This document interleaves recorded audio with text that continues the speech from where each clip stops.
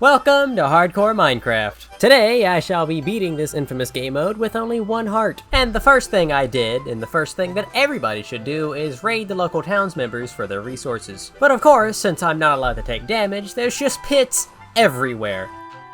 Yeah. And I made a 2-block jump. A village is probably just the best spawn you can get in a 1-heart hardcore playthrough. But again, that's generally, as this village sucked. All I got was 14 wood, 5 iron, 9 emeralds, and 10 bread. But I'll talk more about what we need later. For now, we just need gravel and food. Lots of gravel and food. Oh, and stone. Lots of stone too. And now to explain my need for gravel. It's Fletcher's. I just need a lot of arrows because I'm not going anywhere near blazes or the Ender Dragon. It's just arrows.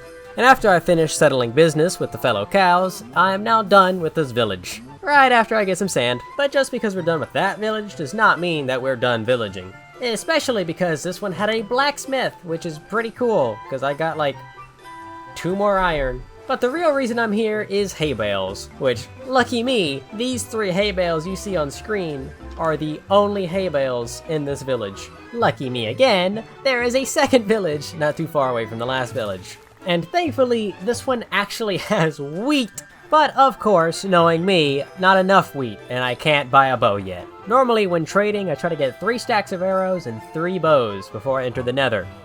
I don't even have a bow.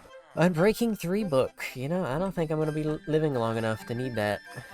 Thanks, though. And so, to solve the solution of not enough emeralds, I embarked on a large journey to find a 4th village. It took a very long time.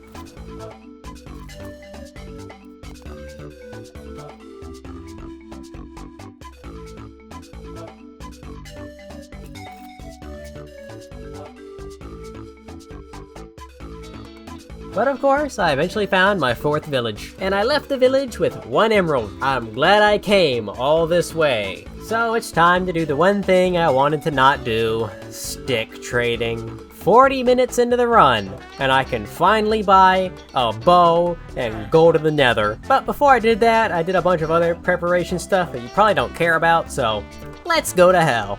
How in the hell did a villager beat me to hell? Why is there a villager in here, and why am I in a soul sand valley? Not good. Not good. And since I'm the one playing, nothing can go right, so we're just in the middle of nowhere. Thankfully, I have the power of boot, so I'm fine. I will not be fine if a single skeleton sees me, so I still gotta be careful. And after some very quick and very safe, emphasis on safe, travel through the nether, I found a blue biome.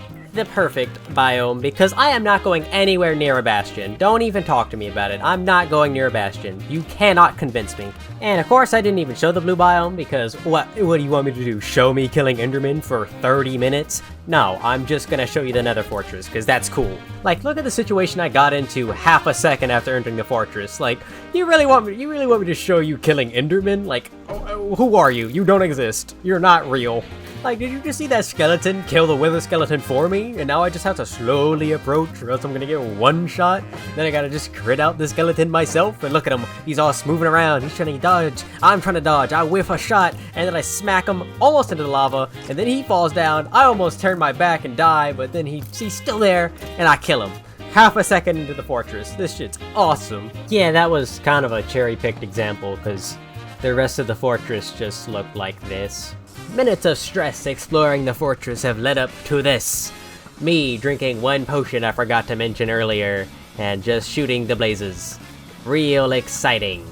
But a potion can only last so long, so I build up my little fortress and hide underneath the floorboards of the blaze spawner.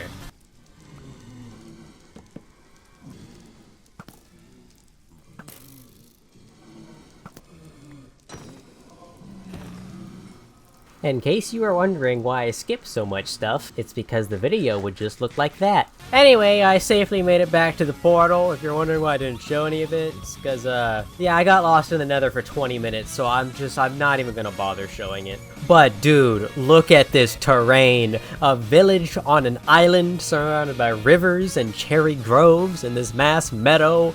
This is the most beautiful seed that I have ever seen. Anyway, guess who's at the stronghold and about to enter the end? Yep, it's me. I'm in the end. Crystal number 1, crystal 2, number 3, crystal number 4, crystal 5, crystal 6, 7, crystal named 8, crystal number 9? I don't remember, 9. Please observe the following clip. Please observe the clip again.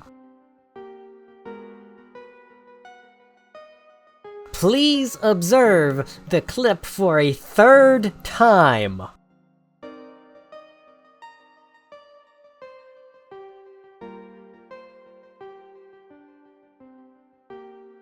Did you see it?